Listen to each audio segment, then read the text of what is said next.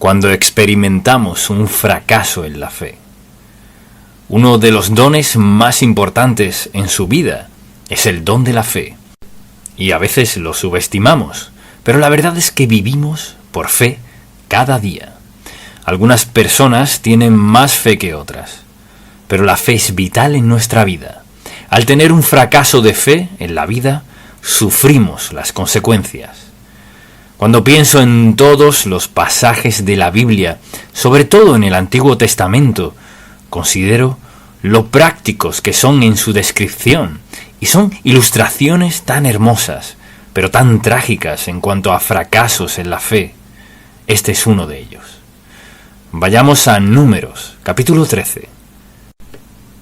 Los hijos de Israel habían salido de Egipto por el Mar Rojo, al desierto, rumbo a Canaán, la tierra prometida que Dios le había prometido a Israel.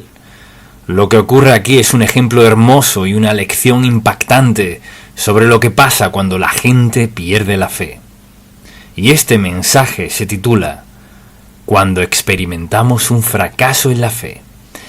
Así pues, deseo definir lo que es un fracaso en la fe. Un fracaso en la fe es una falta de la expresión de nuestra fe, de confiar en Dios, al ser confrontados con un desafío, una prueba o una tentación. Al ser desafiados a confiar en Dios con algún reto en la vida, alguna prueba o tentación. Y nuestro pasaje es un ejemplo perfecto de esto. Y deseo que notemos algo aquí. Y hemos estado en Éxodo todo este tiempo, pero vayamos al libro de Números, capítulo 13, desde el versículo 1, y dice así: Y Jehová habló a Moisés, diciendo: Envía a tus hombres que reconozcan la tierra de Canaán, la cual yo doy a los hijos de Israel. Así que envió a un grupo de hombres a espiar la tierra, convencidos que Dios les había prometido a sus ancestros, Abraham, Isaac, Jacob y todos los demás. Canaán era su tierra prometida.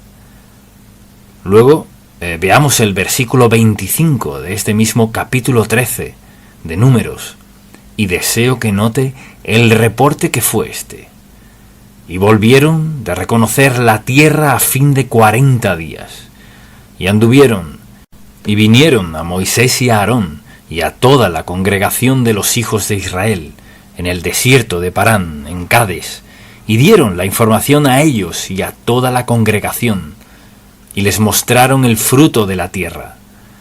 Así que habían recogido todo ese fruto, y les contaron diciendo: Presten mucha atención. Nosotros llegamos a la tierra a la cual nos enviaste, la que ciertamente fluye leche y miel, y este es el fruto de ella. Así que trajeron parte de ese fruto y hallaron lo que les prometieron. Mucha atención. Mas, tal vez quiera subrayar esa palabra, pues aquí es donde la gente comienza a fallar en la fe. Mas el pueblo que habita aquella tierra es fuerte, y las ciudades muy grandes y fortificadas. Y también vimos allí a los hijos de Anac. Amalek habita el Negev, y el Eteo, el Jebuseo y el Amorreo habitan en el monte, y el Cananeo habita junto al mar, y a la ribera del Jordán. Así que dijeron: ¿Saben qué? Todo lo que dijeron era perfecto, mas... Entonces Caleb hizo callar al pueblo delante de Moisés y dijo: Subamos luego y tomemos posesión de ella, porque más podremos nosotros que ellos. Mas los varones que subieron con él dijeron: No podremos subir contra aquel pueblo, porque es más fuerte que nosotros. Mire lo que estaban viendo ellos, no lo que Dios les había dicho, sino lo que ellos vieron. Y hablaron mal entre los hijos de Israel de la tierra que habían reconocido, diciendo: La tierra por donde pasamos para reconocerla es tierra que traga a sus moradores, y todo el pueblo que vimos en medio de ella son hombres de grande estatura. También vimos allí gigantes, hijos de Anac, raza de los gigantes, y éramos nosotros a nuestro parecer como langostas, y así les parecíamos a ellos. Así que tienen para elegir: creerán lo que dijo Dios, les he entregado Canaán, o creerán lo que dijeron los espías, podemos hacerlo, o creerán lo que dijeron los incrédulos, no podemos hacerlo. Entonces, como resultado de lo que concluyeron, escuche esto, qué tragedia, piense en esto. Todo el tiempo que pasaron cruzando el desierto por el Mar Rojo, y considere el hecho de que al llegar al Mar Rojo, Dios lo abrió, pasaron por tierra seca, volvieron las olas, destruyeron al ejército egipcio. ¿Y qué más podría hacer Dios? Luego, dice la Escritura en el versículo 1 del capítulo 14, entonces toda la congregación, mucha atención, en lugar de escuchar a Caleb y a Josué, toda la congregación gritó y dio voces, y el pueblo lloró aquella noche. ¿Y sabe por qué lloraron? Porque tenían que elegir. Podían haber creído lo que dijeron los 2 hombres de fe, o lo que dijeron los demás espías. Entonces, toda la congregación gritó y dio voces, y el pueblo lloró aquella noche, y se quejaron contra Moisés y contra Aarón, todos los hijos de Israel. Y les dijo toda la multitud: escuche esto, preste mucha atención. Ojalá muriéramos en la tierra de Egipto, o en este desierto, ojalá muriéramos. ¿Y por qué nos trae Jehová a esta tierra para caer a espada, y que nuestras mujeres y nuestros niños sean por presa? ¿No nos sería mejor volvernos a Egipto? Y decían el uno al otro: designemos un capitán y volvámonos a Egipto. Para nosotros es absurdo, pero mucha atención. El título de este mensaje es Cuando experimentamos un fracaso en la fe, porque esta es una expresión muy vívida de lo que sucede en la vida de la gente. Cuando Dios los ha bendecido y bendecido y bendecido otra vez, y los ha ayudado a superar situaciones, y luego les da una oportunidad para otra bendición. Si algo parece un poco difícil, olvidan todo lo que han pasado. Mire, designemos un capitán y regresemos a Egipto. ¿Volver a qué? A la esclavitud y bajo el dominio de los faraones. ¿Cómo regresarían? Alrededor del desierto, no por el Mar Rojo. Escuche. Entonces Moisés y Aarón se postraron sobre sus rostros delante de toda la multitud de la congregación de los hijos de Israel. Y Josué, hijo de Nun, y Caleb, hijo de Jefón, que eran de los que habían reconocido la tierra, rompieron sus vestidos y hablaron a toda la congregación de los hijos de Israel, diciendo: la tierra por donde pasamos para reconocerla es tierra en gran manera buena. Esa es una expresión de fe. Si Jehová se agradare de nosotros, Él nos llevará a esta tierra y nos la entregará, tierra que fluye leche y miel. Por tanto, no seáis rebeldes contra Jehová, ni temáis al pueblo de esta tierra, porque nosotros los comeremos como pan. Su amparo se ha apartado de ellos, y con nosotros está Jehová, no los temáis. Esa es una expresión de fe, porque fue lo que prometió Dios. Entonces toda la multitud habló de, escuche esto, apedrearlos, apedréenlos. Pero la gloria de Jehová se mostró en el tabernáculo de reunión a todos los hijos de Israel. Y Jehová dijo a Moisés: ¿hasta cuándo me ha de irritar este pueblo? ¿Hasta cuándo no me creerán con todas las señales que he hecho en medio de ellos? No sé de un pasaje en la Biblia que sea más explícito en lo que respecta a tener un fracaso en la fe, porque esto es lo que nos sucede. Piense en las bendiciones que le ha dado Dios, y también piense en esto. Pese a lo que haya en nuestro pasado, tenemos un futuro, y parte del futuro es influenciado por el pasado. Pero si confiamos en Dios, su futuro para nosotros siempre es lo mejor. Así que todo un grupo fue a espiar la tierra y solo Josué y Caleb dijeron: si Dios dice que podemos hacerlo, podemos. Y Dios dijo que podemos hacerlo.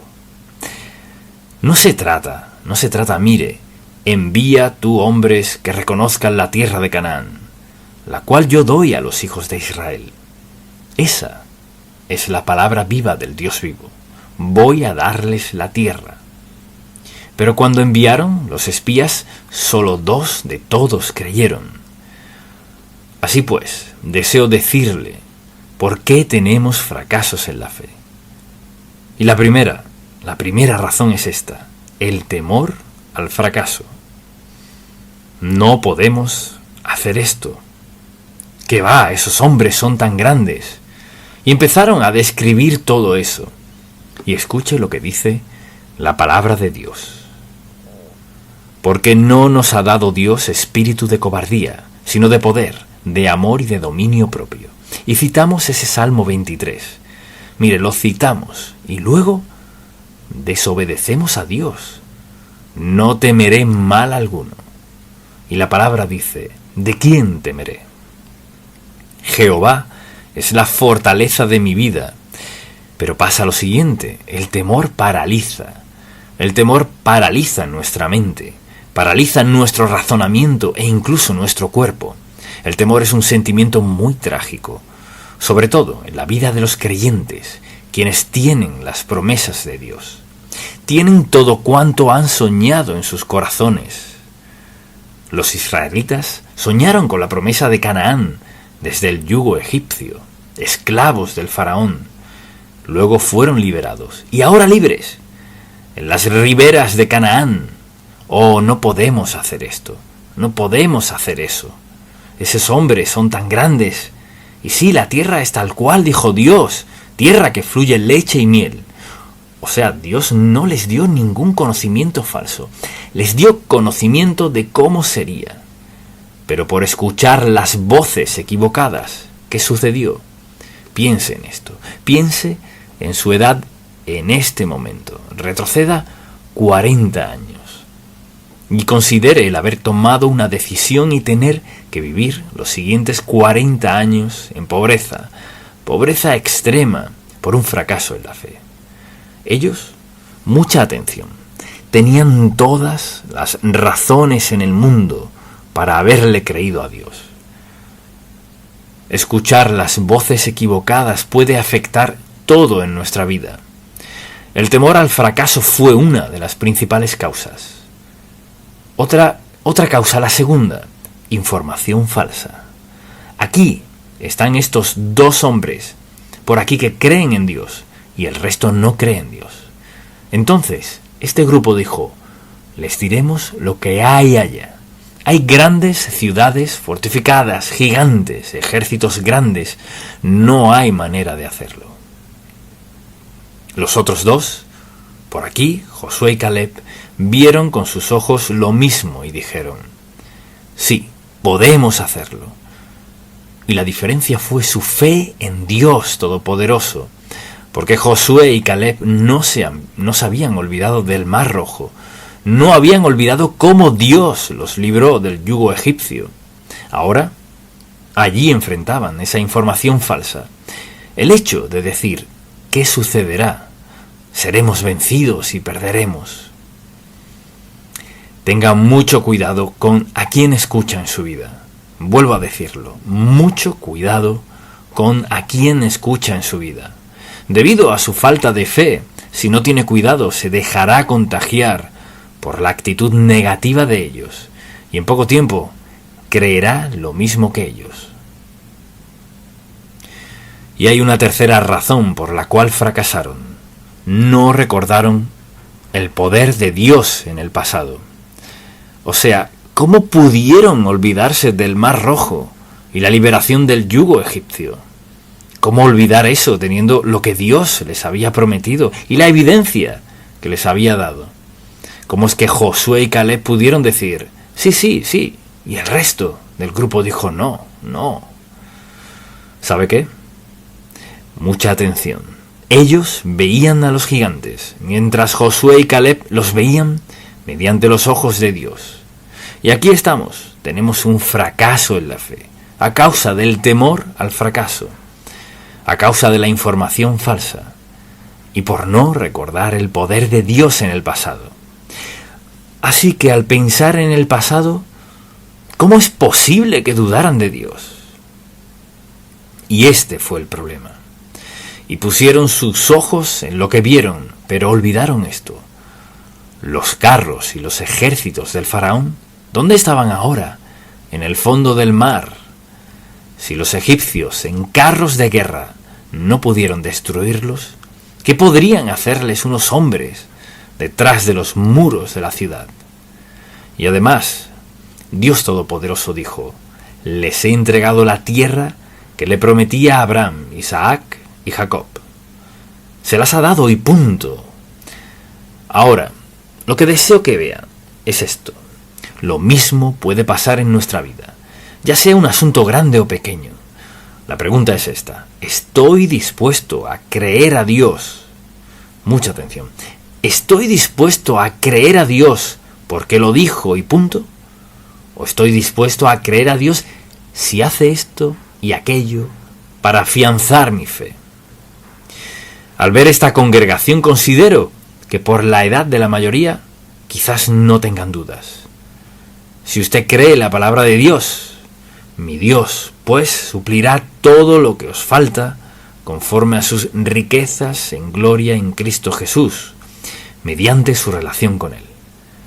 Porque si excluye esa parte dirá: bueno, mi Dios suplirá todas mis necesidades, pero ¿en base a qué? No conforme a su bondad, facultades, talentos y destrezas, sino por su relación con Cristo. Esa es la razón. Entonces, los israelitas tenían todas las razones del mundo para creer que Dios lo haría, pero pasaron 40 años en el desierto sufriendo por no creerle a Dios. Además, por no ver la situación desde la perspectiva de Dios. Desde la perspectiva de Dios, Canaán era algo seguro, era un asunto resuelto para Dios. Al ver la situación a través de los ojos de Dios, veremos, y deseo que capte bien esto, cuando vemos las situaciones a través de los ojos de Dios, ¿qué vemos? Vemos lo que Dios Todopoderoso puede hacer mediante y por nosotros si mantenemos nuestro enfoque en Él. No que de ellos, que de esto, o que tal si pasa esto y aquello. Oh, sé que esto dice la Biblia. O sea, puede buscar suficientes razones para no confiar en Dios, pero no son legítimas. ¿Está captando el mensaje? ¿Qué tiene Dios reservado para su vida? No vea su pasado para hacer juicios sobre el futuro. Véalo para agradecerle a Dios por lo que ha hecho. La naturaleza de Dios no cambia. Así que vemos la situación desde la perspectiva de Dios. Y la diferencia fue esta. Cuando Josué y Caleb vieron la tierra prometida, dijeron: ciudades fortificadas, podemos con eso. Esos hombres grandes, podemos con ellos. Porque Dios nos ha dicho que podemos, y Dios nos ha prometido que podemos tomarla. Dios es quien ha provisto Canaán para nosotros. Y hemos estado buscándola por años, y ahora estamos llegando a la frontera de la tierra prometida. Y la mayoría de la gente diciendo: queremos volver a Egipto. Pero Josué y Caleb vieron a los hombres grandes, y a Anac, etc. Los vieron y dijeron: ¿cuán grande es Dios? Así es como debemos verlo. ¿Cuán grande es Dios? ¿Cuán rico es Dios? ¿Tengo suficiente? ¿Cuán rico es Dios? ¿Cuán grande es Dios? ¿Qué si mis situaciones y mis problemas son grandes? ¿Son más grandes que Dios? No.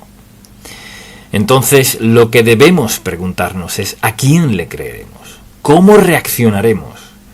¿Creeré que todo lo puedo en Cristo, que me fortalece?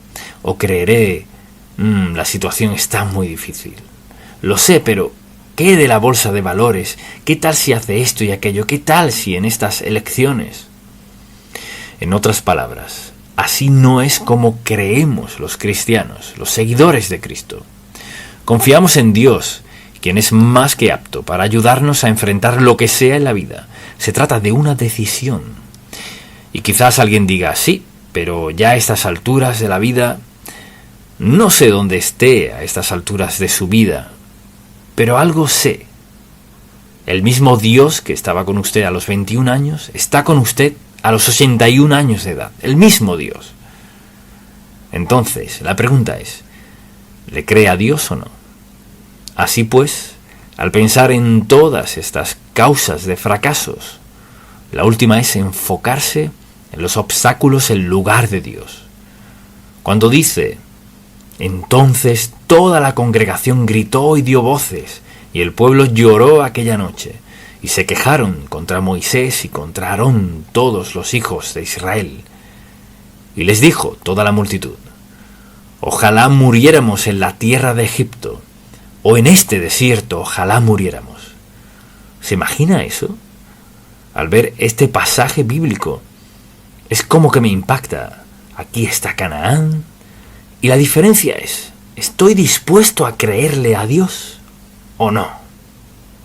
Y creo que hay muchos en el pueblo de Dios que viven en el desierto, porque han llegado a un punto cuando Dios les ha dicho, confía en mí, haré esto. Oh, puede que lo hagas para mi hermano o para mi hermana, pero no para mí. O quizás lo hayas hecho por ellos, pero no, yo no podría tener esa clase de designio. No pese sus obstáculos, confíe en Dios, ponga su fe en Dios. Le cree que sin importar lo mal que se vea la situación, confía en Dios.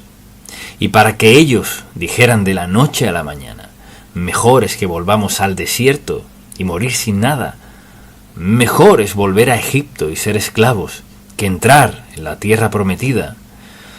Cuando veo ese pasaje bíblico, no sé si haya otro que me impacte tanto como este, porque veo lo que le sucede a la gente.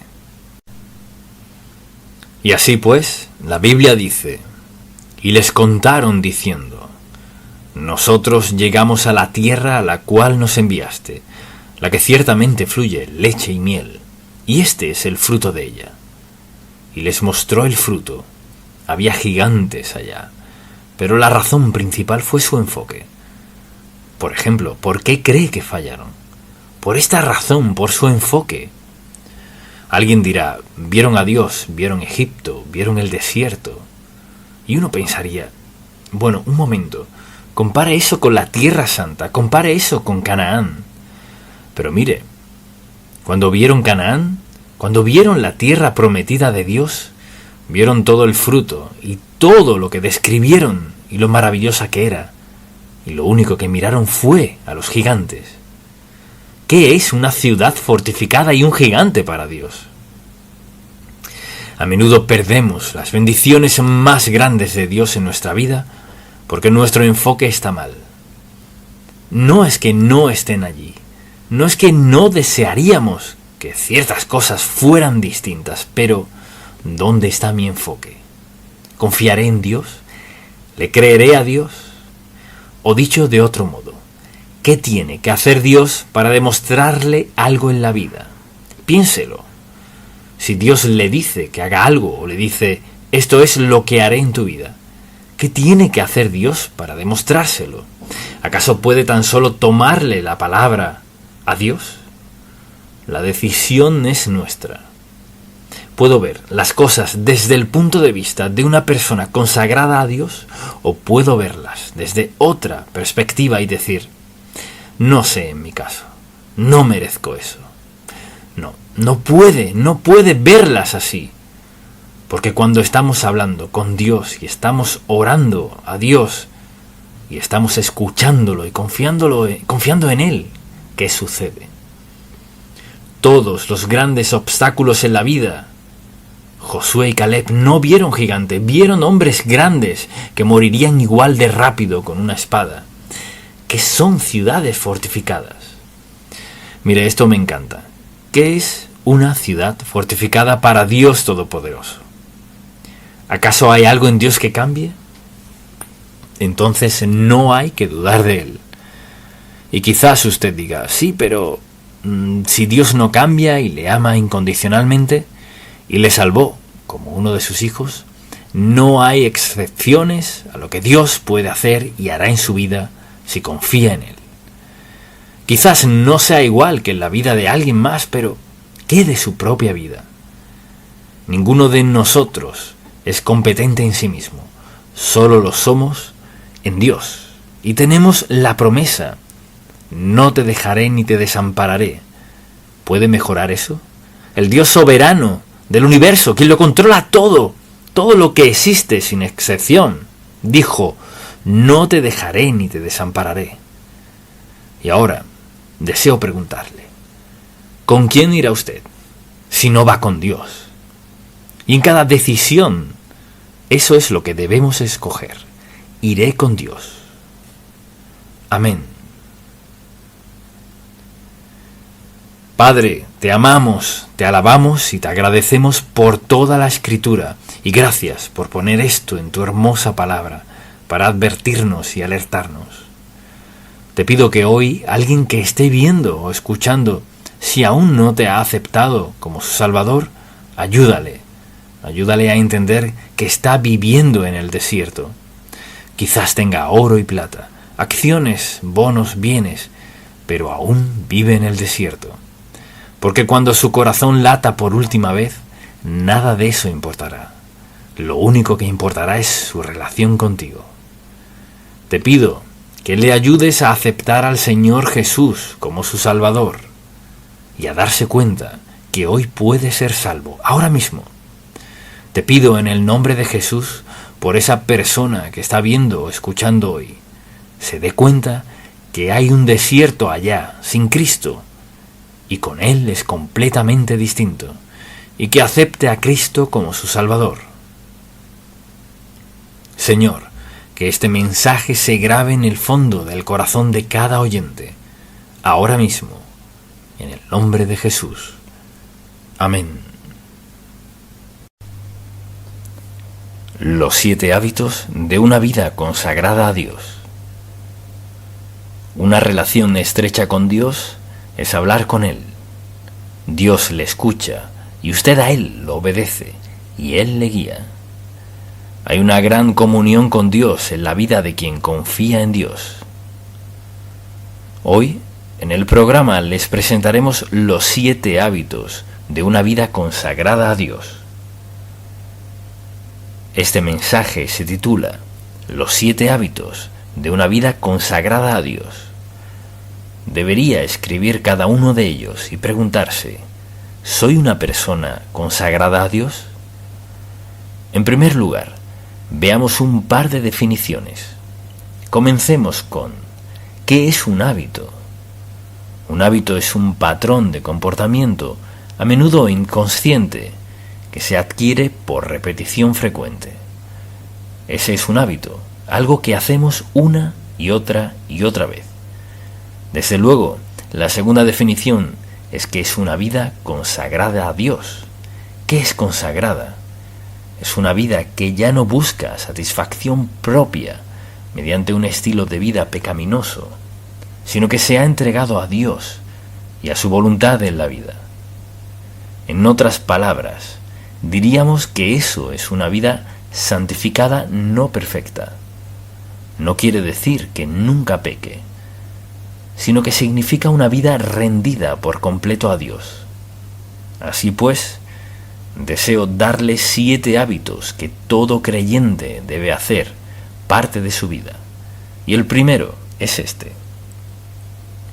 El primer hábito es una vida de oración. Uno de mis pasajes favoritos, muy sencillo, está en Marcos, capítulo 1.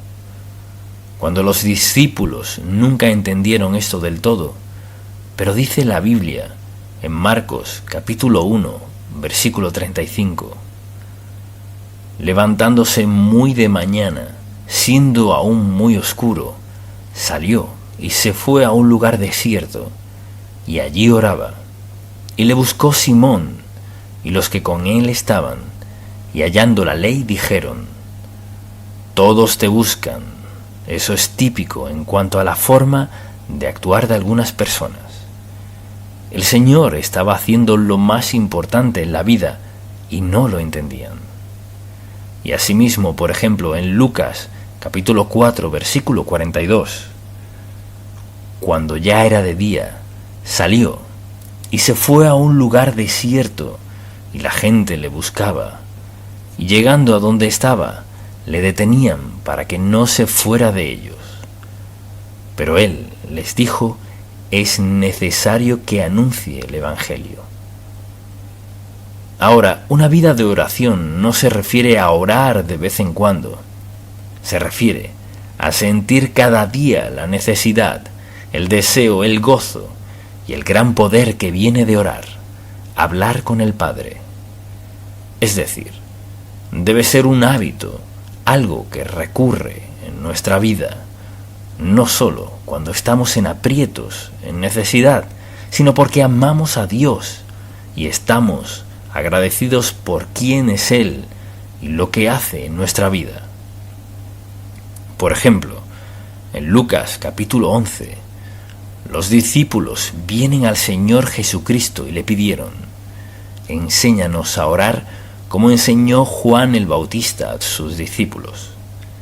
Así que habían visto algo distinto en la oración del Señor.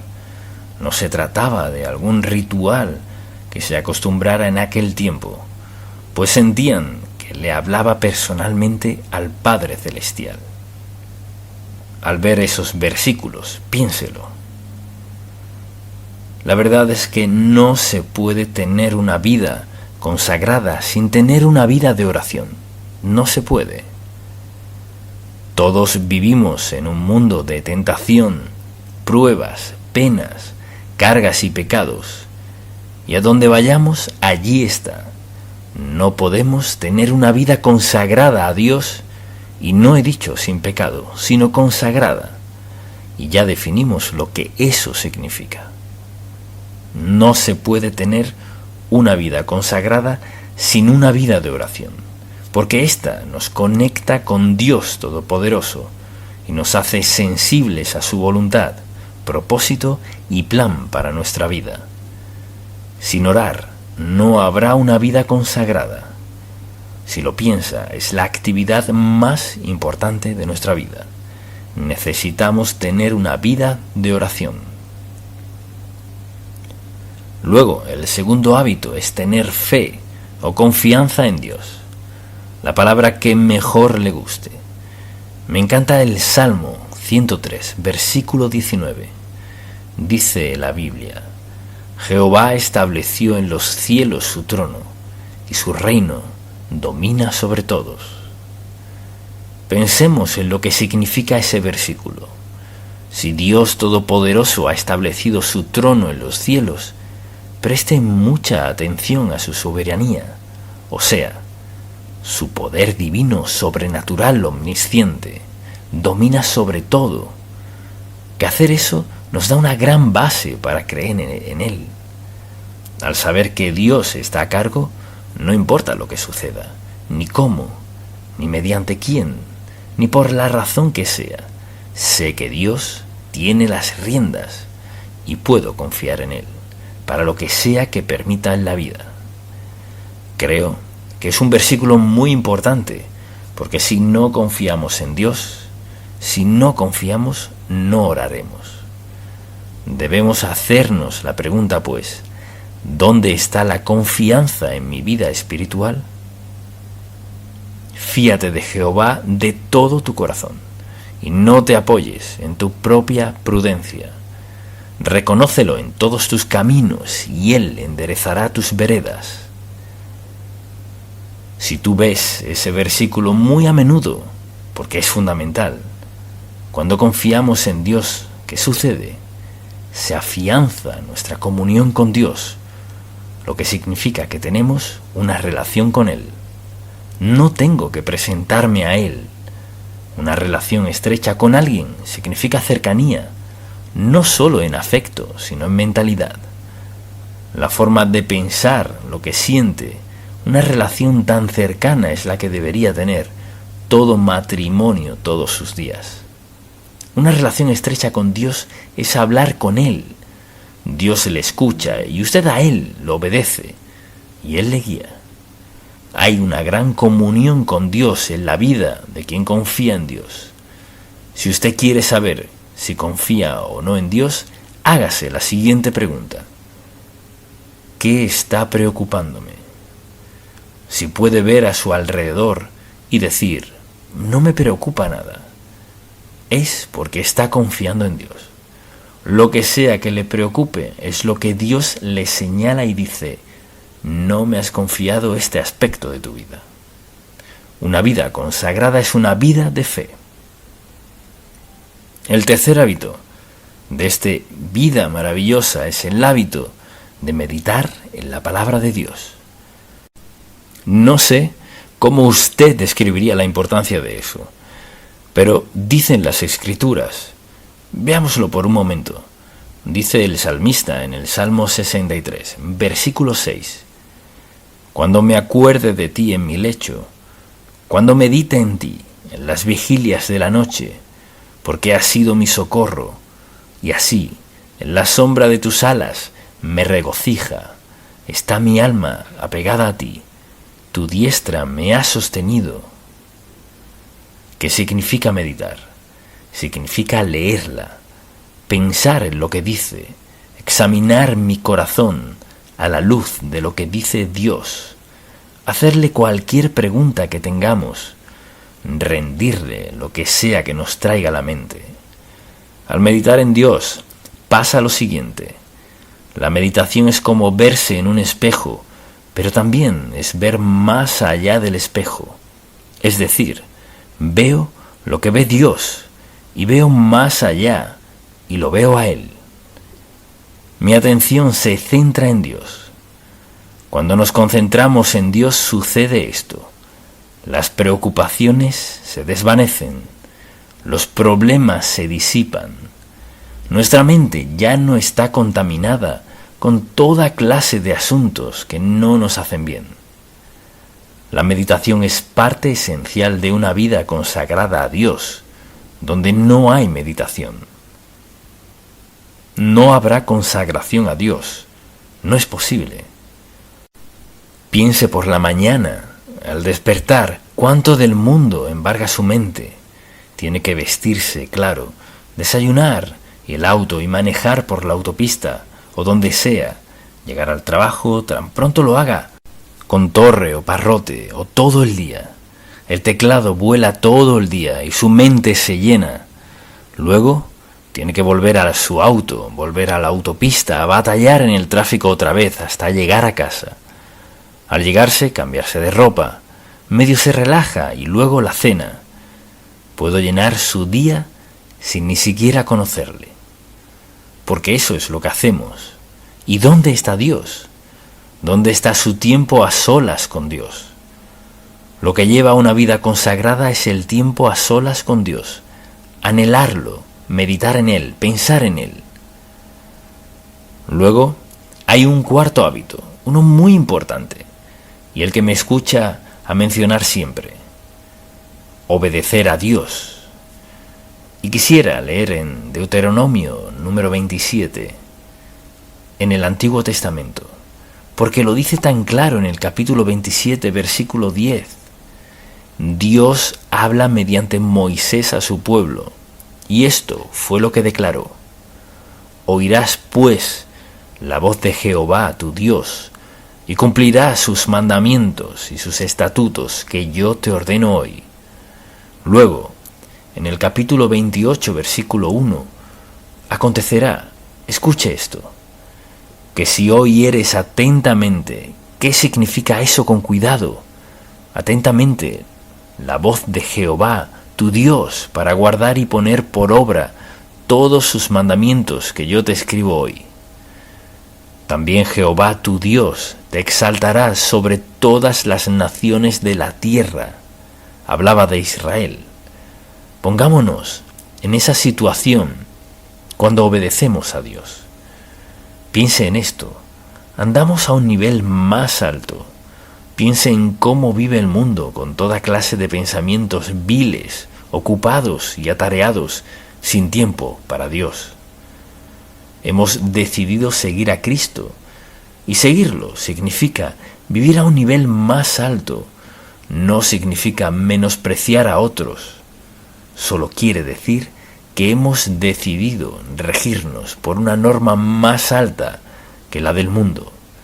No significa que seamos mejores que nadie, pero quiere decir que nuestro estilo de vida es mejor que el del mundo. Pregúntese, en realidad, ¿tengo un hábito de orar, confiar y meditar en la palabra de Dios? ¿Acaso sería considerado un hijo obediente de Dios? ¿Cuántas veces lo ha dicho hoy? Puede decirlo. La forma más sabia de vivir es obedecer a Dios y dejemos las consecuencias en sus manos. Eso lo hará solo si tengo una vida de oración, solo si confío en Dios, solo si medito en Él. Es la única forma de hacerlo. Estos son hábitos sencillos que hacen que nuestra vida sea lo que Dios quiere que sea. No hay nada que pueda impedir que obedezcamos y practiquemos estos 7 hábitos, nada, salvo que tomemos esa decisión. Mire, tenemos que decidir ciertas cosas. Tenemos que escoger entre seguir a otros o a Dios, tener esto o a Dios, esta senda o la de Dios. La razón por la que te menciono 7 hábitos es porque, recuerde lo que dije, un hábito es un patrón de comportamiento a menudo inconsciente que se adquiere por repetición frecuente, algo que hagamos de forma continua, y todo lo que he mencionado podemos hacerlo. La razón por la que no lo hacemos es por pensar que no es importante. Mire, la razón por la cual no tenemos hábitos sagrados, maravillosos e impactantes, edificantes, es porque cogimos la senda del mundo.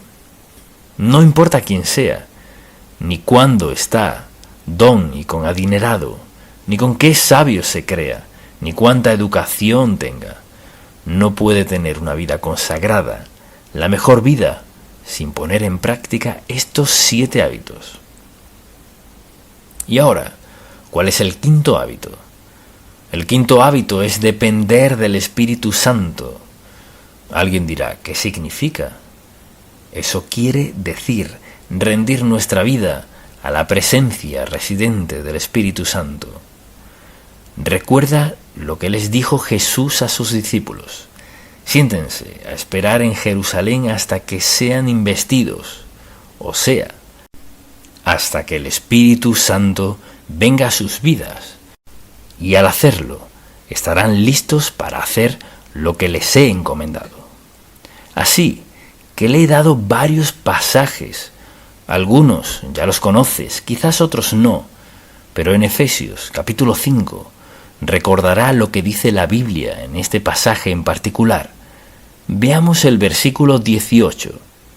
Dice así: no os embriaguéis con vino, en lo cual hay disolución. Antes bien, séis llenos del Espíritu. Mire, si tomara una jarra con 1/4 de litro, la colocará aquí y la llenará de agua hasta la mitad. Diría que solo está medio llena. Solo estaría llena cuando llegue al tope, hasta el borde. El verbo que usa aquí, el original griego, se llenó, significa algo continuo en la vida. En la mañana, al despertar en medio de nuestra oración, o al meditar aún antes de levantarnos, deberíamos decir: Señor, quiero que me llenes de tu Espíritu hoy. Eso significa, Jesucristo les dijo a sus discípulos en Lucas que antes de que hicieran lo que les habían encomendado, que esperaran en la ciudad de Jerusalén hasta que fueran investidos, hasta que viniera sobre ellos el Espíritu Santo, por la sencilla razón de que no están preparados para hacer lo que les ha encomendado sin la presencia del Espíritu Santo, quien les dará poder. Él les facultará, les enseñará, les dará guía y dirección para cumplir el llamado que les ha dado. Ahora, la mayoría de la gente no tiene ni idea de quién es el Espíritu Santo. Como seguidores de Cristo, creyentes en Cristo, lo aceptamos para recibir salvación. Somos morada de la tercera persona de la Trinidad, que es el Espíritu Santo. Cuando decidimos desobedecer a Dios, decidimos pecar contra el Espíritu Santo, quien mora en nosotros, a quien Dios envió a nuestras vidas para ayudarnos a hacer, a llevar a cabo, a lograr lo que sea que Dios nos tenga reservado en la vida. Nunca estamos solos, somos moradas de Dios, del Espíritu Santo, quien nos faculta, nos ayuda, nos alienta, nos fortalece, nos sana y más. Está allí porque necesitamos a Dios en nuestra vida, y Él lo sabía. Desde luego, hay un sexto que estará Dios y a otros. En el 6º capítulo de Lucas, es un capítulo muy conocido. Recordemos lo que dice. Da y se os dará medida buena. Escuche lo que dice. Apretada, remecida y rebosando, darán en vuestro regazo, porque con la misma medida con que medís, os volverán a medir. Cuando pienso en darme a Dios, mi ejemplo favorito es este, y estaba recordándolo anoche. Mi primera maestra de escuela dominical. Quizás tendría 3 o 4 años, porque comencé la escuela a los 5. Estaba muy pequeño. Nunca me puse al día, pero iba a la escuela dominical todos los domingos, y recuerdo las sillas de varios colores, verde, rojo, amarillo, azul, etc. La maestra de la escuela dominical, no recuerdo su estatura, pero en aquel entonces me parecía de 3 metros. Cuando estaba sentado tenía el cabello negro, una baba dulce y maravillosa. Y llegó el momento de recoger la ofrenda. Recuerdo que mi madre siempre me daba unos cuantos centavos para darlos. Nunca me dejaba ir sin nada que dar, así que antes de saber contar, mi madre me enseñó a darle a Dios. En mi primer empleo, repartidor de periódicos, ganaba $4 a la semana. Estaba agradecido de Dios y pensaba, no puedo darle monedas. Le di $1, que era el 25% de mi sueldo. Nunca pensé en eso. Solo pensaba en lo que recibiría a Dios. Después de eso tuve una ruta de periódicos que pagaba $16 a la semana y le daba a Dios más del diezmo. Luego, nunca, toda mi vida, he dado solo el diezmo, nunca. Por la sencilla razón que aprendí desde muy joven que no podemos superar a Dios en generosidad. Segundo, mucha atención. Ni siquiera podemos predecir lo que necesitaremos. Y si no podemos predecirlo, ¿cómo pues nos encargaremos de todo eso si ofrendamos a Dios y confiamos en que hará justo lo que prometió? Les di un sencillo ejemplo que muchos han escuchado antes, porque fue algo que impactó mucho mi vida. Así que debemos preguntarnos, ¿será este uno de los hábitos en mi vida? La Biblia dice que Dios ama al dador alegre. Si Él ama al dador alegre, ¿qué de aquellos que son avaros, quienes no dan a Dios? Le diré por qué eso no agrada a Dios. ¿Por qué dice, puedo hacerlo sin Dios? Puedo encargarme, puedo manejarlo. No necesito que Dios maneje mi dinero. Piense en cuán insensato es eso. Su dinero podría quemarse de la noche a la mañana. La situación podría ser que lo pierdas todo en un día, pero presta mucha atención. Nunca estará en una situación en la que no tenga nada, porque tiene a Dios dentro de usted y todo lo que necesita Dios ha prometido proveerlo. Un hábito maravilloso en nuestra vida. Luego le daré un séptimo hábito, y es uno muy importante. Es el hábito de perdonar a otros. Un pasaje muy claro está en Efesios capítulo 4. Muchos lo hemos leído antes, pero es la verdad. Y lo leemos una y otra vez. Escuche lo que dice la Biblia. Airaos, pero no pequéis. No se ponga el sol sobre vuestros ojos, ni del lugar al diablo. Un pasaje muy importante. Luego dice en el versículo 30, y no con tristeza el Espíritu Santo de Dios, con el cual fuiste sellado para el día de la redención. Y luego en el 31, quítense de vosotros toda amargura, enojo, ira, gritería y maledicencia, y toda malicia. Antes sed benignos unos con otros, misericordiosos, perdonando unos a otros, como Dios también nos perdonó a nosotros en Cristo. No siempre es fácil, ¿no? A veces es difícil perdonar a otras personas que nos hayan hecho ciertas cosas. Creo que una de las peores situaciones es ser traicionado. Cuando uno ha confiado en verdad en alguien, se ha esmerado en ayudarle y luego te traiciona. Hacen lo último que uno habría imaginado que harían en la vida, pero debemos perdonar. Ahora, estos son 7 hábitos. Presten mucha atención. Pude haberlo hecho de muchas formas, pero querían que viera cada versículo y darle todos los 7 hábitos para que cada persona entienda por completo los 7 hábitos que llevan a una vida consagrada, que será bendecida una y otra vez, de muchísimas maneras. Pero la decisión es suya, y le sugeriría que tomara una decisión ahora mismo. En breve oraremos, y en esta oración de pedir a Dios que le dé sabiduría para decirle, Señor, quiero estos 7 hábitos en mi vida, y hoy comenzaré a ejercerlos en mi vida. Es un proceso continuo en nuestra vida. ¿Los practicará cada uno a diario? No. Pero haga lo siguiente. Pide a Dios que le perdone. Muéstreme por qué tropiezo con Señor, y reafirmamos nuestros deseos de perdonar a otros, o lo que sea.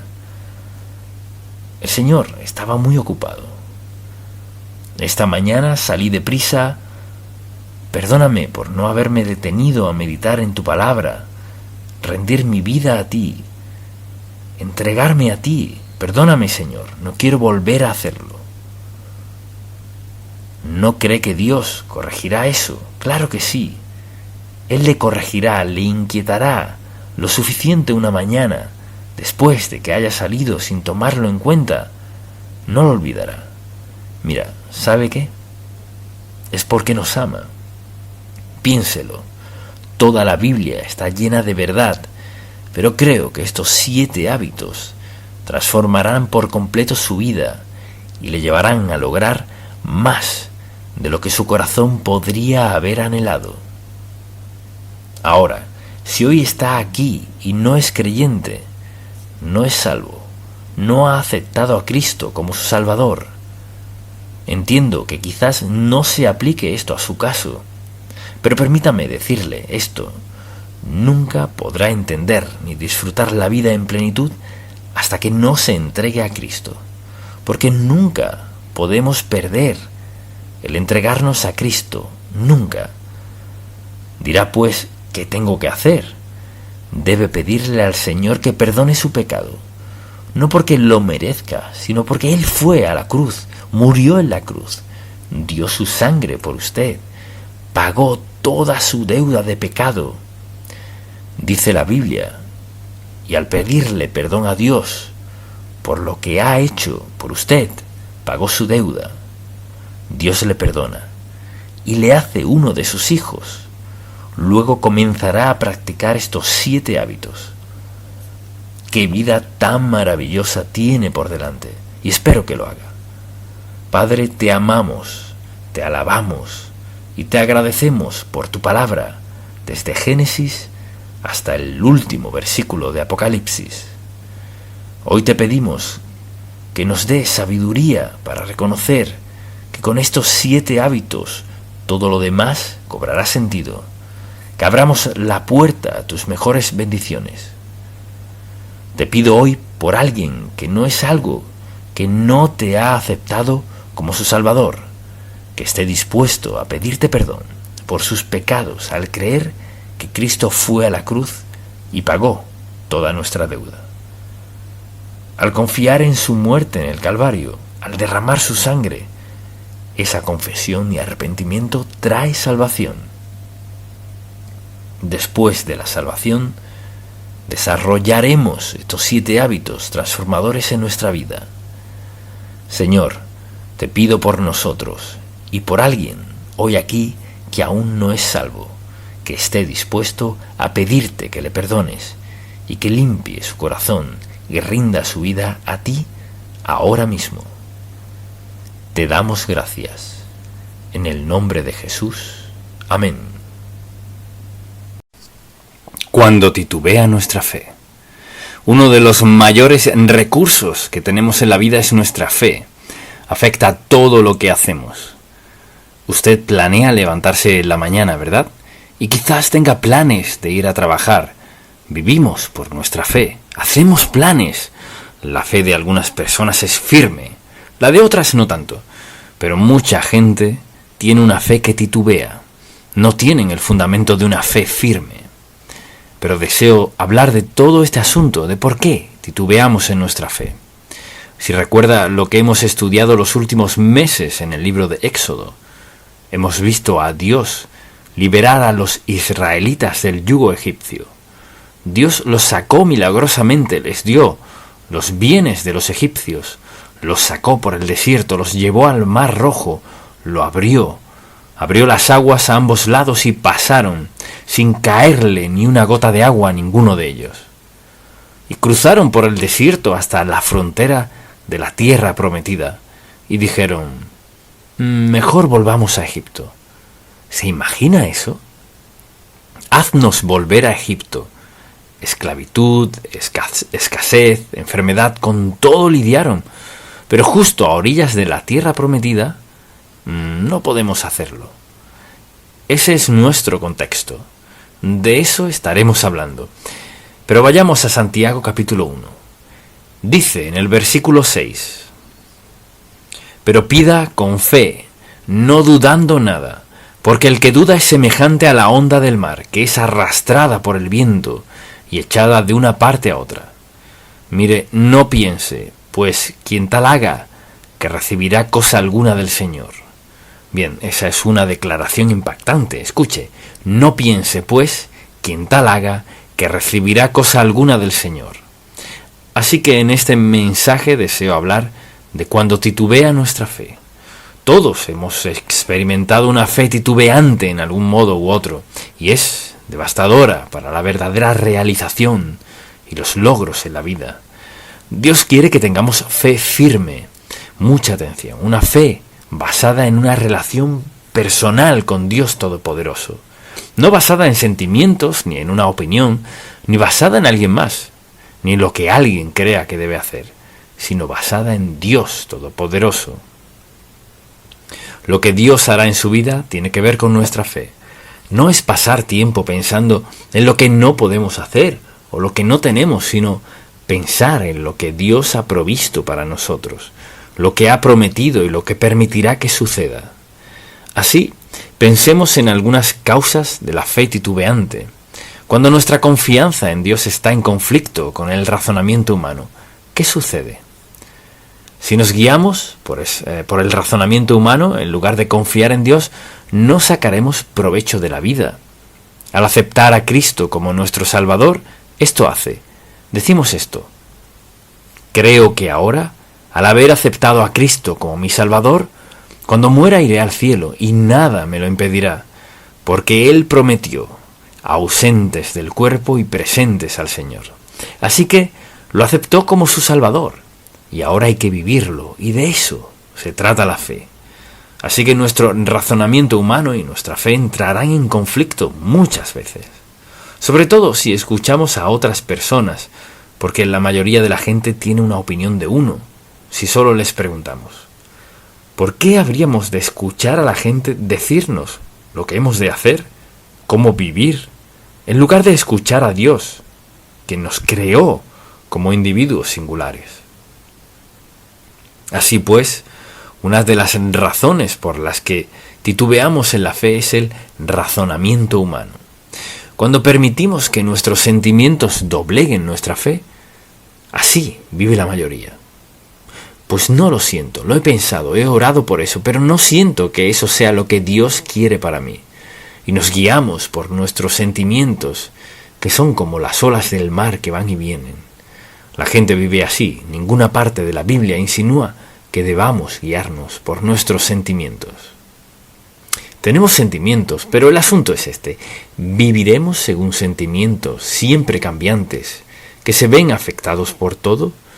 ¿O viviremos por fe en la palabra de Dios, que no cambia? Todo lo demás cambia. Su palabra no cambia. No podemos guiarnos por sentimientos. O vivimos por sentimientos o por fe. No hay ni una palabra en la Sagrada Escritura que diga que nuestros sentimientos son correctos. Nos regimos por nuestra confianza en Dios. Será para nosotros lo que prometió ser. Asimismo, cuando no vemos a Dios actuar en nuestras circunstancias, creo que esto le sucede a mucha gente. Suceden cosas que no esperaban o no habían planeado y no ven a Dios en ellas. Y quizás alguien diga, bueno, ¿qué quiere decir con eso de ver a Dios en ellas? Presta atención, la mayoría de nosotros vemos a Dios en nuestras circunstancias, cuando éstas son buenas, cuando tengo lo que quiero, voy a donde quiero, manejo esto, he visto aquello, vivo aquí. Ahí es donde vemos a Dios. Pero, ¿qué tal si tocamos fondo y dejamos de tener todo eso? ¿Dónde está Dios? ¿Acaso ha desaparecido? ¿Ha cambiado? ¿El Dios que dijo, no te desampararé ni te dejaré, ha cambiado? No. Así que confiamos en Él, aunque no siempre entendamos lo que está haciendo, pero siempre actúa en nuestras circunstancias para cumplir su voluntad y para nuestro bien. Dios es el Dios del gran amor y planea guiarnos cada día, no para que todo se nos haga fácil, sino que en lo que sea que Él esté haciendo en nuestra vida, Dios tiene un propósito primordial. ¿Cree usted que Dios siempre obra a su favor? Pues claro que sí. Quizás no lo parezca, tal vez no lo sienta así. Puede que no veamos evidencia alguna, pero siempre obra a favor nuestro. Porque para llevarnos para acá, Dios sabe que, mire, para bendecirnos por aquí no puede ir en línea recta, pues nos dañará por acá, atrás.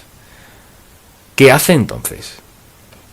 Nos lleva por suficiente dolor, dificultad, adversidad, que para cuando llegamos estamos tan agradecidos con Dios que nos deleita obedecerlo, nos encanta obedecerlo. De igual modo, cuando escuchamos malos consejos, cuidado con a quién escucha. Quizás alguien diga, bueno, he estado hablando con mis amigos sobre lo que estoy pidiéndole a Dios en oración, y ninguno piensa que debo hacerlo. Mira, no escuche a sus amigos. Y usted dirá, ¿está diciendo que nunca escuche a mis amigos? No, pero oiga, cuando se trata de decisiones a tomar en la vida, sus decisiones no son las de sus amigos. Sus decisiones quedan entre usted y Dios. No se trata de que no busquemos consejo piadoso, pero estos deben ajustarse a la palabra de Dios, a su espíritu y su guía para nuestra vida. Así que, hablando de las causas de la fe que titubea, otra de ellas es esta: cuando nos enfocamos en las circunstancias y no en Dios, y siempre caemos en esa trampa. Bueno, estas son mis circunstancias, en vez de estas son mis circunstancias a la luz del gran Dios soberano a quien sirvo, quien me ama incondicionalmente. No son mis circunstancias por sí solas, sino mis circunstancias de las cuales Dios está muy consciente.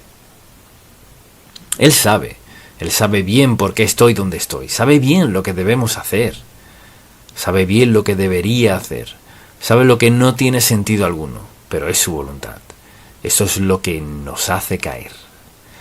Esto es por lo que comenzamos a orar y preguntarle a Dios qué debemos hacer.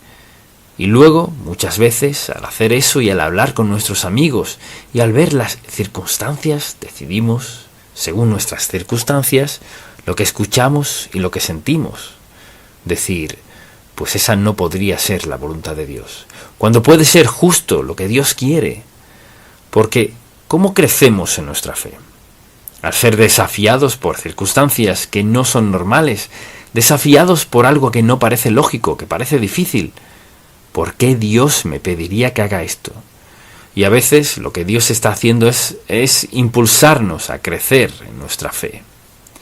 Dios siempre está velando por nuestro bien. Cuando nos enfocamos en nuestras circunstancias en lugar de Dios, algo comienza a suceder en nuestra vida. Otra causa es cuando no conocemos los caminos de Dios, los ignoramos. Si desconozco cómo actúa Dios, entonces me decepcionaré. Y alguien dirá, pues ¿cómo aprendemos cómo actúa Dios? De la palabra de Dios. Y piense en cuántas personas, desde que crecen, tienen una Biblia pero nunca la leen. O si la leen, suelen leer sus pasajes favoritos. Pero Dios quiere que crezcamos. ¿Y cómo crecemos? Crecemos mediante nuestra fe, al confiar en Dios, al creer en Él. E incluso en los momentos de llanto y pruebas más difíciles, debemos creer que Dios está haciendo algo bueno. Pues mire, Dios es bueno y nos ama. Y aun en tiempos difíciles, cuando nos disciplina, sigue amándonos. Él sabe lo que necesitamos. Ahora, creemos que sabemos lo que necesitamos. Necesitamos una casa grande, un auto grande, ropa costosa, toda clase de joyas. Podemos mencionar de todo, ¿sabe qué? Dios no promete eso. Promete algo mucho mejor, una relación personal y estrecha con Él. Ese es el don más maravilloso que Dios podría dar y es lo que da. Y luego pienso en que los sentimientos de culpa por pecados pasados atormentan a la gente. Muchas personas que han sido salvas lo saben. Sin embargo, nunca crecen y es por esta razón. Creen que Dios las salvó, pero no creen del todo que Dios les haya perdonado pecados en su pasado, de los que quizás se avergüencen o quizás ciertas cosas que tanto lamentan que les hayan pasado. De algún modo no pueden creer que en verdad Dios las haya perdonado. He conocido a mucha gente así en la vida. Pues sé que soy salvo, sé que acepté a Cristo como mi Salvador, pero pasó esto en mi vida y no creo posible que Dios pueda perdonármelo. ¿Qué es lo que Dios no puede perdonarle? Pues así es Él, un Dios que perdona. Mire, algo que Dios no hace es volver y decir, no. Cuando Dios perdona, es en su mente divina olvida. Mire, Dios no nos recrimina lo que ya nos ha perdonado. Ahora, lo que nos llevó a pecar tiene fruto y a veces son circunstancias muy difíciles. Así que cosechar lo que sembramos, más de lo que sembramos y después de sembrarlo, no quiere decir que Dios esté en contra nuestra. Pero la naturaleza de ciertas cosas, cosechamos más de lo que sembramos y después de sembrar. Y no dice, pero Dios no nos perdona. No. Mire, aún cuando hemos cometido errores, cuando hemos pecado contra Dios, Él nos ha perdonado. Fíjese, aún al sufrir las consecuencias de grandes errores, Dios Santo está con nosotros para ayudarnos, facultarnos, recordarnos que los frutos y las consecuencias de lo que hicimos siguen allí, y lo sentimos, pero Él nos ha perdonado, nos perdona pese a todo. Y aquí es donde muchos cristianos llegan a cierto punto en su compromiso con el Señor y dicen, pero hace mucho tiempo pasó esto en mi vida y no sé cómo Dios podría perdonarme. Yo se lo diré. Le diré cómo Dios puede perdonarle lo que sea. No dije que no habría consecuencias, pero le diré cómo Dios perdonará cualquier cosa. Ve a la cruz. Cuando Dios envió a Cristo a morir y derramar su sangre en la cruz, eso fue por nuestros pecados. ¿Y cómo nos perdonará? Al pedirle que nos perdone, no porque seamos perfectos, sino en virtud del hecho de que Cristo murió por nosotros. Y si le rendimos nuestra vida y confesamos nuestra fe en Él perdona nuestros pecados. Y pienso en cuántas personas se pierden lo mejor de la vida porque no pueden creer que de algún modo Dios pueda perdonarles eso, aquello y lo otro. Bien, culpa de pecados pasados. Y desde luego cuando escuchamos las mentiras de Satanás, porque Satanás sigue hablando. He conocido a personas maravillosas que nunca serán felices en su vida, porque no pueden cerrar sus ojos a las acusaciones del diablo. Miren, no hay ni un solo pecado en su vida hoy que Dios no le perdone. Ahora, si tiene la idea de que pecaré y lo disfrutaré porque la Biblia dice que si lo confieso, Dios me perdonará y me limpiará de toda maldad, se ha tendido una trampa. Está poniendo a prueba a Dios, pero Dios lo perdonará cualquiera que sea su pasado, porque es Dios de amor, de bondad y misericordia, y ha pagado el precio de nuestros pecados. Dios quiere que confiemos en Él, y si confiamos en Él, creceremos en nuestro andar cristiano, y si no confiamos, no creceremos. Así que piense en todos nosotros, escuchando las mentiras de Satanás, diciéndonos que no somos perdonados. Sí somos perdonados. ¿Cómo corregir entonces la fe titubeante? Todos la hemos experimentado en algún momento u otro. ¿Cómo corregimos eso en nuestra vida? Pregúntese, ¿de dónde proceden estas dudas? Vienen del diablo. Satanás quiere que dudemos de que somos salvos y de que somos perdonados. Y sigue, y sigue, y sigue. Él es el origen de nuestras dudas. Dios es maravilloso y nos ama. Y cuando dudamos de Él, el mejor lugar a donde acudir es estrictamente a la palabra de Dios. Y decir, Señor, ¿qué dices de esto? Así que pregúntese, ¿de dónde provienen estas dudas? Y luego pregúntese, ¿acaso no prometió Dios suplir todas nuestras necesidades? Así es, Él prometió suplir cada necesidad nuestra. ¿Qué le ha pedido usted a Dios que Él no haya hecho y que fuera conforme a su voluntad, propósito y plan para su vida? Dios nunca nos falla. Entonces, pensemos en esto. ¿No nos dio Dios la ayuda del Espíritu Santo para facultarnos en todo lo que Él nos pida hacer? Así es. Cuando aceptamos a Cristo como Salvador, el Espíritu Santo vino a morar en nosotros. El Espíritu Santo está allí para ayudarnos a lograr cualquier cosa que Dios nos haya pedido. Él nos ha dicho, esto es lo que quiero que hagas, así que hazlo. Él siempre está allí. Es nuestro compañero y es nuestro guía para ayudarnos a hacer y a lograr todo lo que nos ha pedido. Dios nunca nos guiará mal, ni nos desviará de ningún modo y en ninguna circunstancia. Él siempre desea beneficiarnos al máximo. La pregunta es, ¿quiere escucharlo? ¿Con un corazón receptivo? ¿Está dispuesto, está listo a escuchar a la luz de lo que sabe de la palabra de Dios? La Biblia menciona muchos pecados y nos prohíbe participar de muchas cosas en la vida. No cometerás adulterio, no robarás, no matarás, no darás falso testimonio. La lista sigue y la gente lo sabe y pueden citarlo, pero piensan así. Soy una excepción, soy bastante bueno, no soy una persona mala, nunca he matado a nadie. He escuchado, saben, todo lo imaginable de por qué alguien puede pecar contra Dios y por qué es aceptable. Y no lo es, no lo es. Mira, no importa quién sea, lo que sea, cuánto tiempo haya conocido al Señor, no puede. No se puede cambiar un principio bíblico, uno de los cuales dice, y sabed que vuestro pecado os alcanzará. En segundo lugar, cosechamos lo que sembramos, más de lo que sembramos, después de sembrarlo. No podemos cambiar eso. Así que deseo que pensemos en esto.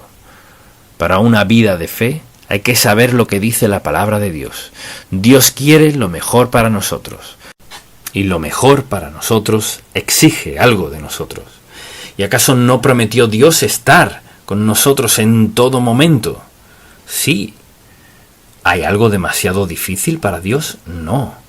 Al tomar una decisión importante en la vida, mucha atención. No podemos preguntarle a alguien más durante el proceso si se trata de una decisión importante. Algunas personas creen que las grandes decisiones a los ojos de Dios son triviales para nosotros, y las que consideramos muy grandes para Dios no lo son. Dios quiere corazones atentos y obedientes para obtener lo mejor que nos ofrece Dios Todopoderoso. ¿Significa eso que no hay dolor? No. ¿Que nunca tendremos necesidad? No. Dios sabe lo que hace falta para formarnos, crearnos, convertirnos en las personas que creó, y Él lo hará. O sea, si ha vivido la mitad de su vida y dice, lo arruiné, comience ya. Dios lo tomará allí donde está y le perdonará su pecado, a pesar de su pasado, le ayudará a superarlo. Pero la mayoría de la gente no está escuchando a Dios, solo hacen lo que les place. ¿Es esta una encrucijada que podría costarme una vida de lamento por mi incredulidad? Esa es una gran pregunta. Al confrontar alguna duda, pregúntese, ¿es esta una encrucijada que podría costarme una vida de lamento por mi incredulidad? Pienso en algunas personas que sé que llevan una vida de lamento por decisiones que han tomado, decisiones que no pueden cambiar. Dios quiere que sigamos su voluntad porque es el mejor camino. Él está dispuesto a contestar nuestra oración, está dispuesto a darnos dirección, dispuesto a perdonar nuestro pecado, dispuesto a ayudarnos de cualquier manera si estamos dispuestos a escucharlo. Pero pregúntese en el día a día, a diario, ¿tiene usted por costumbre, y podrían describirlo sus conocidos, como alguien que busca obedecer a Dios en su vida? ¿Que vive la vida cristiana, que conoce a Cristo como su Salvador? ¿Es esa clase de persona? ¿Lo conocen como esa clase de persona? Es nuestra relación con Dios al escucharlo y obedecerlo. Y así, al pensar en esto, quizás sea una de las cosas más sencillas que podría decirle. Sin embargo, una de las más importantes. Véalo así. He vivido lo suficiente para aprender que lo más importante en la vida del creyente es el tiempo que pasamos meditando en la palabra de Dios y hablando con Él. No hay excepción. Esa es la forma de emplear el tiempo más importante en mi vida. Leer la palabra. Y quizás diga, pues no la entiendo toda. Hay temas en la Biblia que no entendemos del todo. Lo más importante en nuestra vida, la mayor garantía de dirección en nuestra vida, si leemos su palabra y lo escuchamos, es que Dios nos dirigirá en cada ocasión. Y le diré que tengo algunos pasajes favoritos. De hecho, deseo que escuche esto y luego le diré dónde se encuentra. Cuando trato de tomar alguna decisión o enfrento alguna situación, es aquí a donde acudo. Mi siervo eres tú. Te escogí y no te deseché. No temas, porque yo estoy contigo. No desmayes, porque yo soy tu Dios, que te esfuerzo. Siempre te ayudaré. Siempre te sustentaré con la diestra de mi justicia. He aquí que todos los que se enojan contra ti serán avergonzados y confundidos. Serán como nada y perecerán los que contienden contigo. Buscarás a los que tienen contienda contigo y no los hallarás. Serán como nada y como cosa que no es aquellos que te hacen la guerra. Porque yo, Jehová, soy tu Dios, quien te sostiene de tu mano derecha y te dice, no temas, yo te ayudo. Isaías, capítulo 41, desde el versículo 9. Debe escribirlo, Isaías, todo lo que abarca ese pasaje. Cuando he enfrentado los momentos más difíciles, cosas que destruirían a una persona, ese es mi refugio. Isaías 41. Tengo otros pasajes, es la palabra de Dios. Es la palabra de Dios lo que nos mantiene en el buen camino, cuando todo lo demás quizás vaya mal en nuestra vida. Pero ahí está. Te ayudaré, yo te esfuerzo, te sustentaré. La promesa de Dios para nosotros. Así que al pensar en su fe, recuerde esto, está ligada a la palabra de Dios. Su fe aumentará en fortaleza y poder al pasar tiempo en la palabra de Dios. Quizás esté hoy aquí sin conocer a Cristo como su Salvador, pues ¿cuál es el primer paso? Es pedirle a Cristo que perdone sus pecados, no porque vaya a ser mejor, ni que lo merezca, sino porque Él dijo que si confesamos a nuestros pecados, Él es fiel y justo para perdonar nuestros pecados y limpiarnos de toda maldad. Cuando Cristo fue a la cruz, murió y pagó nuestra deuda de pecado. Si usted le pide que lo perdone, lo hará, y luego procederá a guiarlo, dirigirlo y ayudarle a entender la palabra de Dios. Cambiará toda su vida. Espero que haga eso. Quien sea y donde esté, Dios está dispuesto a cambiar su vida si se lo permite. Amén. Padre, gracias por tu maravillosa palabra. Te pedimos que el Espíritu Santo grabe estas verdades en cada corazón. Danos la valentía necesaria, Señor, para obedecerte, aunque no veamos con mucha claridad. Y cuando nos envíes, danos sabiduría y valentía para ir a hacer lo que sea que quieras que hagamos en la vida. Te amamos, te adoramos y te bendecimos por cada bendición que nos das, pero sobre todo por tu presencia y tu poder en nosotros. En el nombre de Jesús. Amén. Consecuencias de un fracaso en la fe. ¿No es extraño cómo a menudo Dios nos bendice y luego no reaccionamos como es debido? Después nos preguntamos por qué pasamos por dificultad y apuros. ¿Dónde está Dios? Está donde siempre, dispuesto a bendecirnos, expresarnos su amor, perdonar nuestro pecado, escribir nuestro nombre en el libro de la vida y un día llevarnos al cielo. ¿Y por qué no lo entendemos desde temprana edad? Bien, eso es cierto en toda la palabra de Dios. Los israelitas habían estado bajo el yugo egipcio unos 400 años y Dios los liberó, los llevó por el desierto y luego, en el momento propicio, los llevó por el Mar Rojo hasta el desierto otra vez, hacia la tierra prometida, Canaán. Habían escuchado de ella por muchos años, de una tierra que Dios les había prometido. Dios tenía un lugar para ellos, su país, no Egipto. Así este pasaje comienza con la reacción de ellos a la gran bendición de Dios. Deseo que escuche atento, porque este pasaje bíblico ilustra las muchas veces en la vida cuando estamos por recibir una bendición, cuando la recibimos y cómo reaccionamos. Entonces quisiera que vayamos a Números, capítulo 13. Y lo que ha pasado aquí es que Moisés envió espías a explorar esa tierra prometida. Así sabían que tendrían que pelear y tomarla en guerra, y esta fue la reacción de ellos. Moisés envió a alguien de cada tribu, y en el versículo 27 le dan un informe de lo que vieron.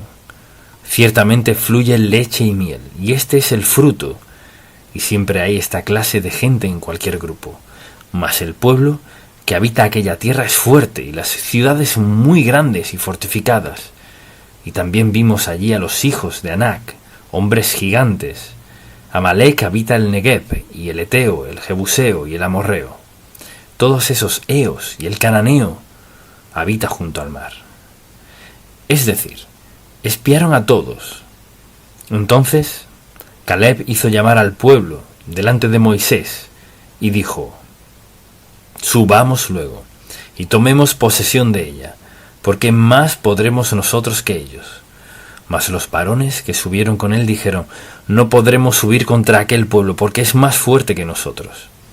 Y hablaron mal entre los hijos de Israel, hablaron mal de la tierra que habían reconocido, diciendo: La tierra por donde pasamos para reconocerla es tierra que traga a sus moradores, y todo el pueblo que vimos en medio de ella son hombres de grande estatura. También vimos allí gigantes, hijos de Anac, raza de los gigantes, y éramos nosotros, a nuestro parecer como langostas, y así les parecíamos a ellos. Así siempre hay estos dos grupos de gente. Están los del no se puede y están los que son fieles. ¿Dónde se encuentra usted? ¿Es de los que no se puede? ¿Es negativo en todo? ¿Negativo? Sí, sé que Dios responde la oración. ¿O está con Caleb y ve lo que Dios ve? Ha provisto y lo ve desde la perspectiva de que ya es un hecho. Y deseo que veamos aquí, y leeré unos versículos más al comienzo del capítulo 14. Después de haber escuchado el informe, entonces toda la congregación gritó y dio voces, y el pueblo lloró aquella noche, y se quejaron contra Moisés y contra Aarón, todos los hijos de Israel. Y les dijo toda la multitud: ojalá muriéramos en la tierra de Egipto, o en este desierto ojalá muriéramos. O sea, allí donde estaban. ¿Y por qué nos ha traído Jehová a esta tierra para caer a espada, y que nuestras mujeres y niños sean por presa? ¿No nos sería mejor volvernos a Egipto? Y decían el uno al otro: escuche esto, designemos un capitán y volvamos a Egipto. Entonces Moisés y Aarón se postraron sobre sus rostros delante de toda la multitud de la congregación de los hijos de Israel. Y Josué, hijo de Nun, y Caleb, hijo de Jefoné, que eran de los que habían reconocido la tierra, rompieron sus vestidos y hablaron a toda la congregación de los hijos de Israel, diciendo: la tierra por donde pasamos para reconocerla es tierra en gran manera buena. Si Jehová se agradare de nosotros, él nos llevará a esta tierra y nos la entregará, tierra que fluye leche y miel. Así describían que la tierra tenía de todo. Por tanto, no seáis rebeldes contra Jehová, ni temáis al pueblo de esta tierra, porque nosotros los comeremos como pan. Su amparo se ha apartado de ellos, y con nosotros está Jehová, no los temáis.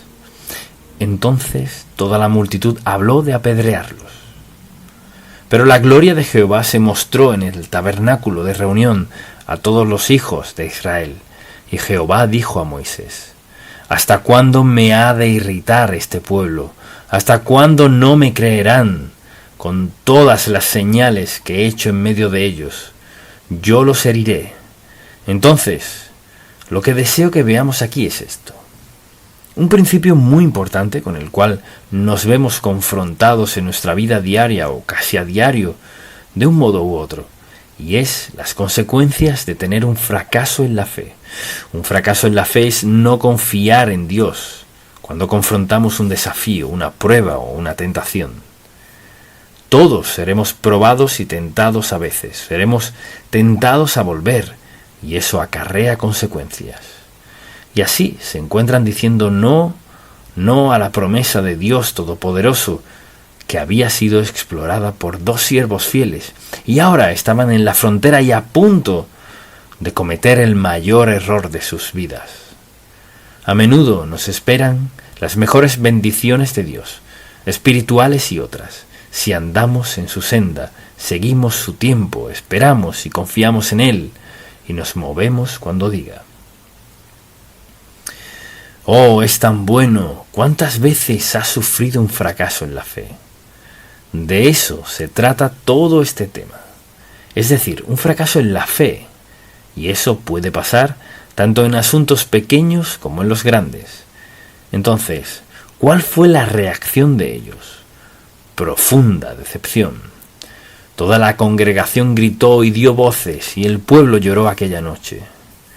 Mire, estaban en la frontera de la tierra prometida, la que fluye leche y miel, y una tierra que habían soñado y orado y creído en Dios todos esos años.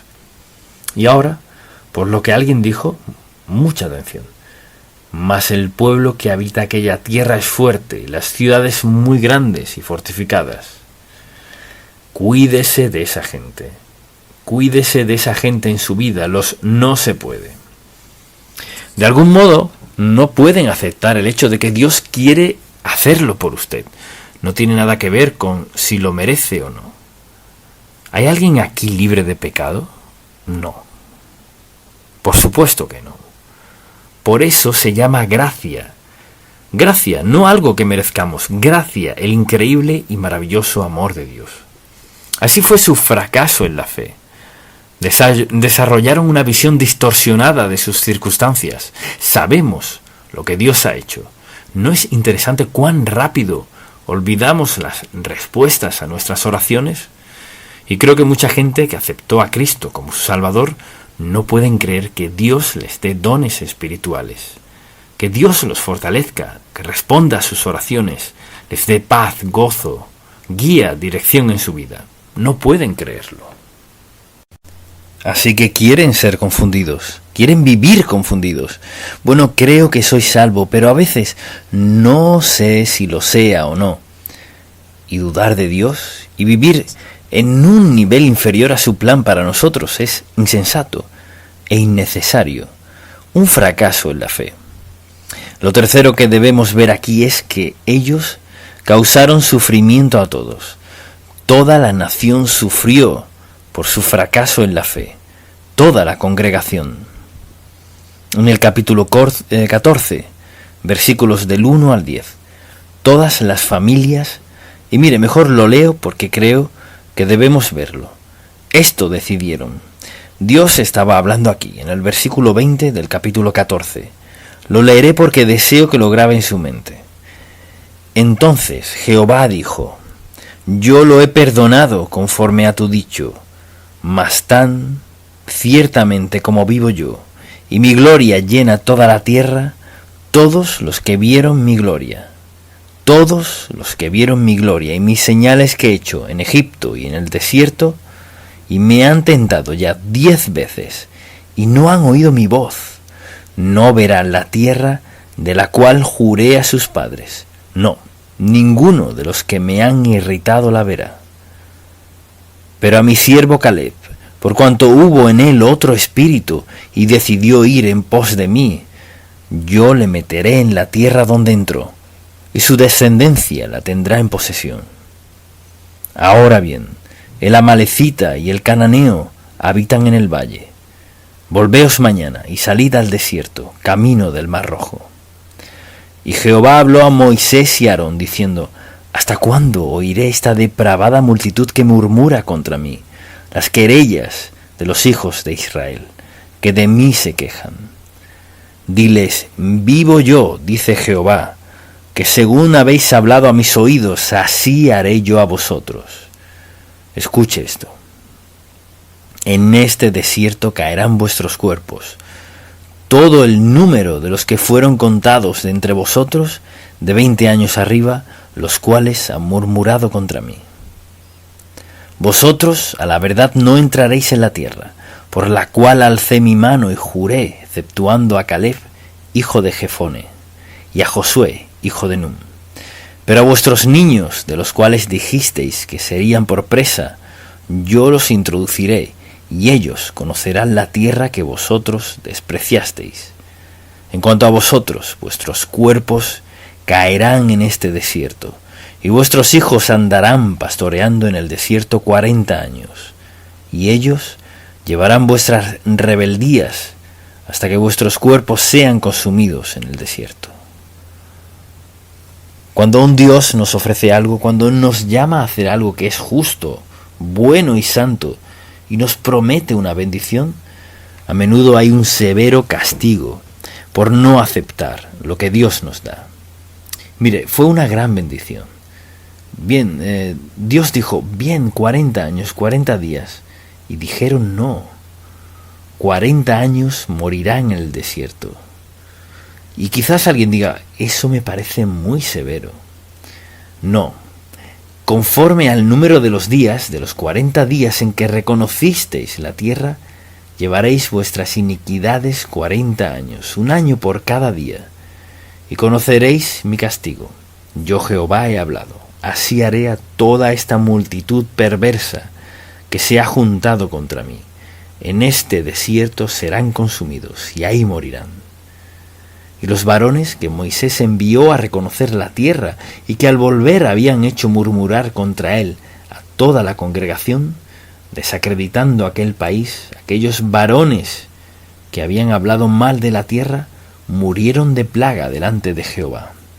Pero Josué, hijo de Nun, y Caleb, hijo de Jefone, quedaron con vida de entre aquellos hombres que habían ido a reconocer la tierra. Esta es una advertencia divina para todo hijo de Dios. Mire, al otro lado de su experiencia de salvación, ¿qué está haciendo? ¿Lleva usted una vida consagrada?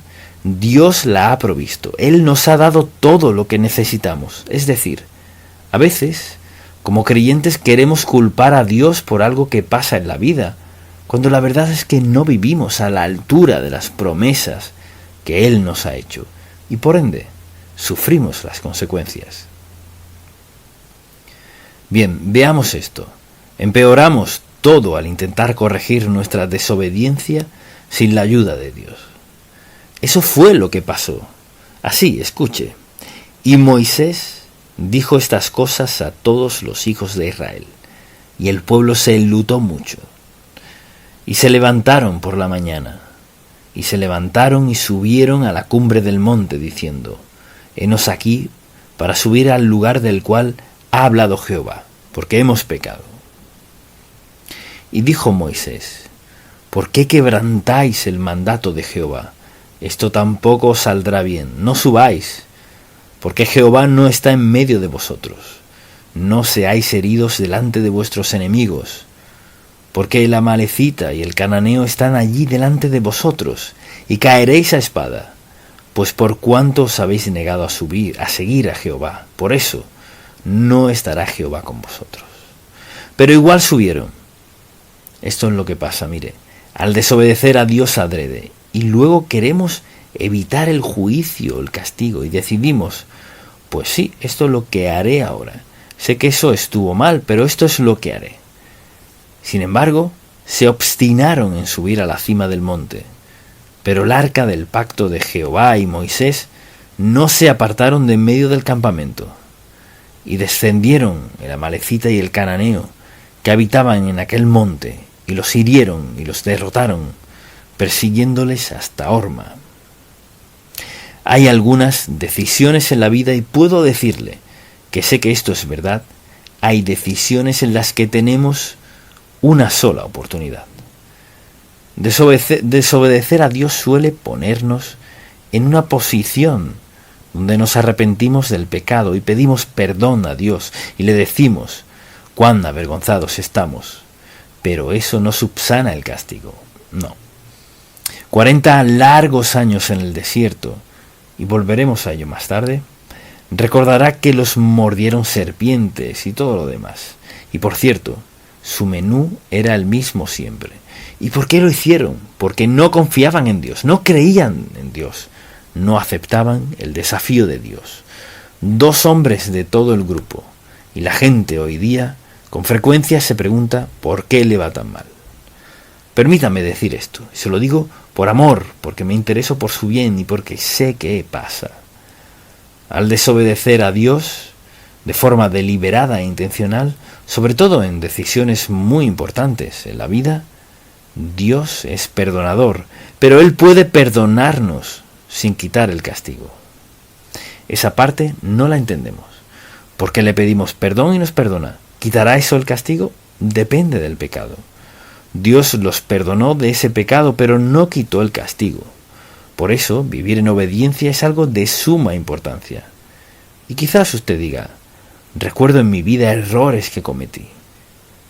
No digo que Dios no perdone. Él dice: si confesamos nuestros pecados, estamos de acuerdo con Él. Él es fiel y justo para perdonar nuestros pecados y limpiarnos de toda maldad.